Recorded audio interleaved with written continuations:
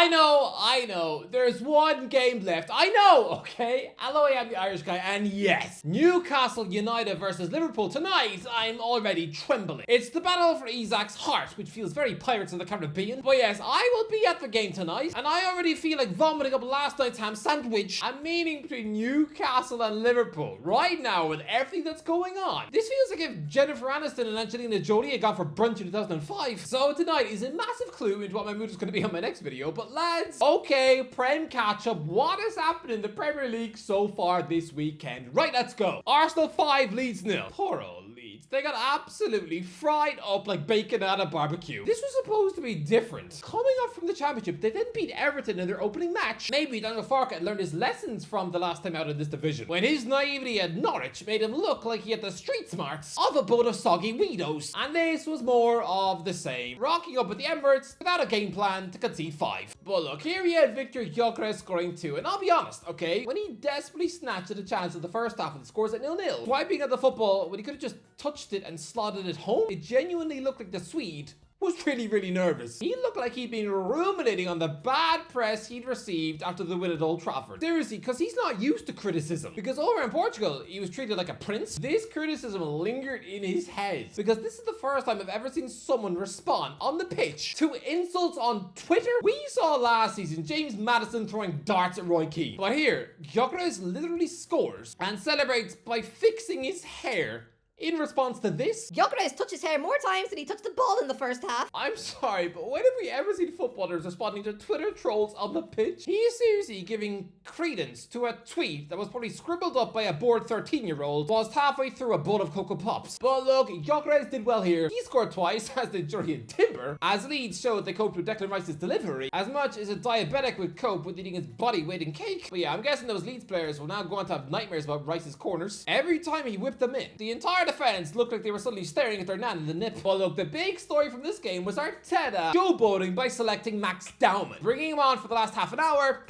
He was born on New Year's Eve 2009. He was cuffed into this world the week that Avatar was released. What? Ollie Murs has been famous the entire length of time this Arsenal player has been alive.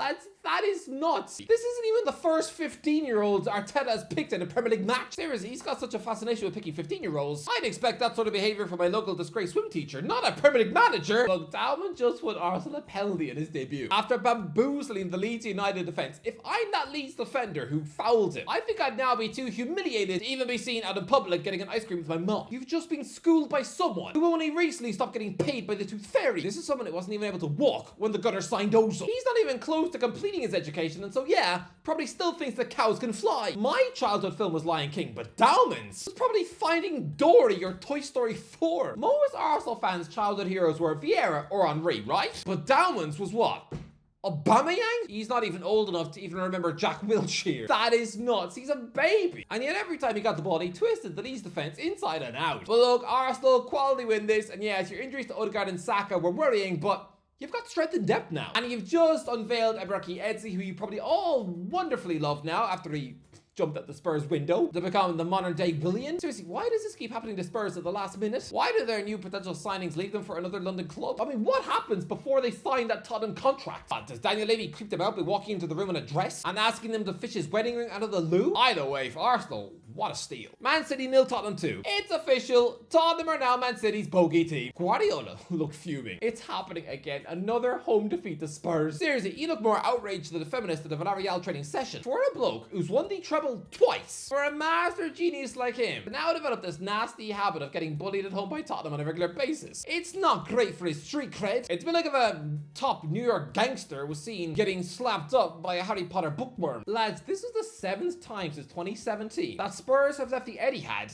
happy. It's truly mental. Spurs have now scored 14 goals in the last 5 visits to this ground. Pep must now be petrified by the visit of Spurs. He must feel like someone who reluctantly invites a cannibal around for brunch. Tottenham are suddenly a scary proposition for Man City. They are now your bogey team. A bit like how Everton were the minute you got rich. Seriously, between 2008 and 2013, Everton beat Man City 9 out of 12 times. There were 4 straight Toffees wins at the Etihad, and that is now what Tottenham have become. A club would just rock up to Man City and win without a fuss. Look, this wasn't wasn't as dramatic as last year, but still. Thomas Frank's midfield three expertly frustrated City. And yeah, they go 2-0 up at half-time, partly because City's goalie James Trafford, he looked nervous. And I get why he looks nervous. But he's also been dreaming about making his Man City debut at the Etihad since he was 12. And now that it's finally happened, and he's still got one of the most successful Premier League goalies of all time breathing down his neck on the bench. Whilst a quick Google search will tell you that Man City have agreed terms with a treble-winning, modern-day Italy legend Gianluigi Donnarumma. Seriously, Trafford has the #1 shirt on paper, sure, but he knows that any tiny mistake, he's getting launched out of the first team and never to be seen again. Because at least when he joined City this summer, Ederson's what, 32? And is always linked with the move away? But Donnarumma, he looks like he should be about 10 years older than Trafford, right? No, he's not. He's only older than him by 3.5 years, which seems mental to the extreme. Doesn't Donnarumma just feel like he should be a middle-aged dad? But no, he's still just a kid, and his arrival would absolutely block Trafford's way to the first team forever. So yeah, if I'm JT, of course I'm gonna mess up, knowing that any minor mistake probably has been thrown back into the wilderness and darkness for the next 15 years. Seriously, the signing of Donnarumma for Trafford's confidence, disaster. West Ham 1, Chelsea 5.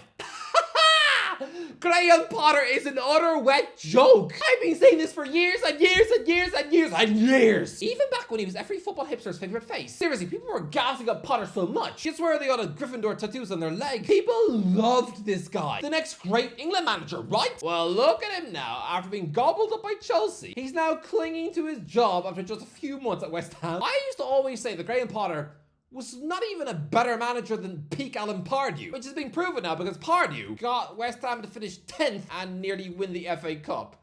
Potter! Oh, lads, the way he set up the hammers against his former club. You'd swear this guy had the footballing IQ of a squished worm. It was laughable, and his reputation is surely being chewed apart by a hungry squirrel now. It's no longer cool to say that you like Potter, and West Ham have just let in 8 goals in the first 2 matches, whilst only scoring a feeble 1. I mean, to be fair, what a goal from Paqueta, but after that, the hammers were useless. And you know what? The English media are still on Potter's side, because after this abomination of a performance, the pundits were waffling on about how the players weren't good enough. What, did I just dream Paqueta's half-century of Brazil caps? A couple of summers ago, Tadibo was the most in-demand centre-back in Europe. Wan-Bissaka once cost over 60 mil. Bowen plays for England. Wilson's been to a World Cup. Fulkrug's played in the Champions League final. Come on! This is a quality West Ham squad. It's just that they're now being managed by a wet weasel. Somebody who should be sitting at home watching Neighbours and slurping on a mug of cherry tea. To be fair, I do feel bad for the Hammers goalie, Mads Hermansen. He's an £18 million buy from Leicester, and he himself is already at the back of a dreadful, confidence-sapping relegation. Well, he's now got himself a good move to West Ham, has inexplicably edged a world champion out of the team, and here, oh dear, Hermansen was flapping at so many crosses. You'd swear he had Bugs Bunny hands. Chelsea were magnificent. Of course they were. And Estevao looked delicious. But this has to be the worst start to a Premier League goalkeeper's career at a new club I've seen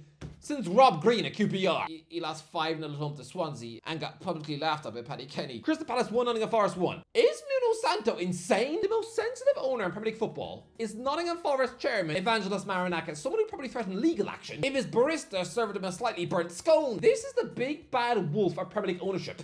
He looks like a villain of Breaking Bad. Seriously, he looks like the Penguin of Batman. So for Santo to come out before this match and admit that the relationship had gone south. Oh, Nuno, what are you doing? You are poking the bear by sticking a big fat banana in his eye. Marinakis is gonna snap. You're going to needlessly lose your job for this. I haven't seen a bigger self-sabotage of someone's career since Chunks makeup banged up in Noz. Apparently he's got an upcoming meeting with Marinakis and a dude to resolve the future. Oh, after those public comments, Nuno, I would suggest that you bring with you a bodyguard just to make sure the Greek owner doesn't want to take one of your fingers as punishment. Santo towed the line last season when he actually defended his owner for berating him in public, which looked a bit sad. It's a bit like seeing a pathetic husband now telling his mates that his wife was right to smack him repeatedly with her handbag in Greg's. I mean, Gary Neville stuck up for Santo that day, saying that Marinakis' behaviour was an absolute joke and that Nuno should look to leave. Yeah, Neville's been banned from entering Forest ground ever since. Word on the street is that Santo is about to fumble his job to Brendan Rodgers. However, false. Rodgers will only quit Celtic when his contract is up next summer, because he's already walked out on the mid-season once before. He knows that if he ever does that again, the Glaswegians are really going to try and eat him on toast. Seriously, lads, if Rodgers whines about Forest before the season ends, then I will follow my mum to her next hairdressing appointment and eat a chunk of her hair. Well, anyway, Forest took a quality point from Sellers Park, even though Oliver Glasser's boys are now severely blunted by the loss of Eze. Bit of a shame for a modern-day Palace legend that he never had a farewell at Sellers Park after phoning in sick for the European night. Yeah, that doctor's note was probably written by his dog. Surely Eze could have rocked up for that match with Frederick Stad. His time at Palace deserved a better ending than... Sorry, boss, I'm sick. Boo, you! No, no one's seen me cross. It's kind of mad. I never thought that Palace would ever stumble up on a player as good as Wilfried Zaha again. Yeah, he's only been gone 2 years. And they've already had 2 better players. Well, Michael Olise is certainly better. A dream footballer who's everything Zaha wished he was. While Eze might not be a better player than peak Zaha, but he definitely has a bigger Palace legacy after the FA Cup winning goal. Seriously, when stood next to Olise and Eze? Suddenly, Zaha's career looks about as impressive as a ham and cheese sandwich. Fulham won, Man United won. I don't get it. People are laughing at Man United for not winning a match. No, don't get me wrong. I would absolutely look at Bruno Fernandes and say that he's showing the character of a wimp. Fantastic footballer, sure, but he's just blasted another penalty over the bar and blamed it on the ref slightly nudging him beforehand. Sorry, what? Slightly brushing up against the referee's chest has apparently turned your feet into jelly, has it? Bruno, have you ever tried going to Morrison's and searching for cheese on Christmas Eve? You'll be tumbling into so many desperate grannies hunting down a quiche. Everyone walks into everyone. Sometimes I just go and stand there looking for an accidental Christmas hug. And lads, we have seen Bruno blast penalties into space before. And I'm sorry, I know that his goal scoring stats are going to take a hit, but give the penalties to Brian and Bamo, someone who does the annoying slow Pogba run up short. But he's learned off Ivan Toney how to take the perfect pen. Well, look, people are laughing at Man United because they didn't win, because Emile Smith-Rowe scored a late equaliser. But, lads, this is actually the first time Man United didn't leave Craven Cottage with a win since 2010. I think that's a very quietly brilliant stat. So I don't think a 1-1 draw is a disaster at all. Burnley 2, Sunderland 0. Well, that's more like it. Sunderland scared me last week. I proudly said this club wouldn't win a single match all season long, and then they immediately thumped West Ham 3-0. Yeah, I look stupid. Suddenly everyone looked at me as if I just confessed to sticking lollipops in my ears. But no, this is more like it. Sunderland rocking up to fellow newbies Burnley and losing 2-0 in the mother of all ugly matches. But lads, you know what this means? We probably don't have another derby on our hands, because all 3 promoted clubs have now won their home matches. Although lads, you know you're getting old when you're seeing Kyle Walker, Granit Xhaka taking part in Burnley versus Sunderland. I'm sorry, but seeing either of those superstars at these clubs, it's honestly like seeing Robert De Niro ordering a McFlurry in a McDonald's in Stoke. Everton 2, Brighton 0. Well, Jack Grealish is revitalised, finally being let off the leash by Moyes after Pep Guardiola suffocated his talent to an agonising degree. Seriously, whilst at Villa Park, Grealish was one of the most exciting wingers in the league. But at City, he was turned into Michael Carrick on the wing. Just 4 years of 5-yard passes. He looked about as entertaining as a crippled fish, and yet here, 2 assists in Everton's brand spanking new stadium. The perfect afternoon for the Toffees, and you know what?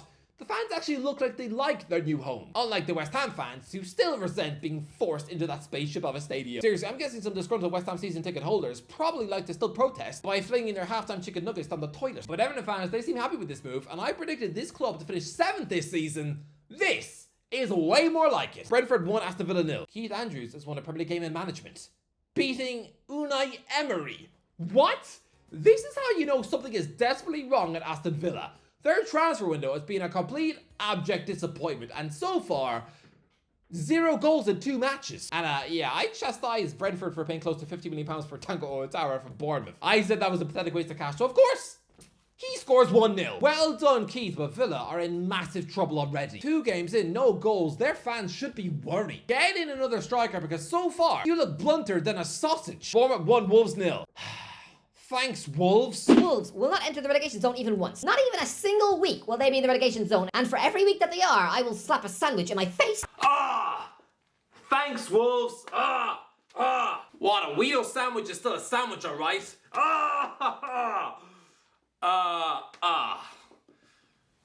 Oh dear. Oh, this is gonna be another milk shower, isn't it? Anyway, that's the interview. Oh, actually no, hang on. Before I go, yeah. What's the forfeit for this week then? As for your forfeit, in case, you know, by some strange miracle of the gods, I get this correct, or I top the leaderboard. I'm not sure how any of this works. I'm just waffling. You have to wear a Sunderland shirt for 3 videos. Proudly. It's gonna be a fun week, isn't it? Anyway, that's the end of the video. Big game tonight. Come on. Woo! Big game tonight. Big game. That's all I can think about. Anyway, that's the end of the video. What do you think about this Premier League game so far? Who is going to win tonight? Let me know in the comments. If you enjoyed the video, don't forget to like, share, and subscribe. I'll talk to you in a while.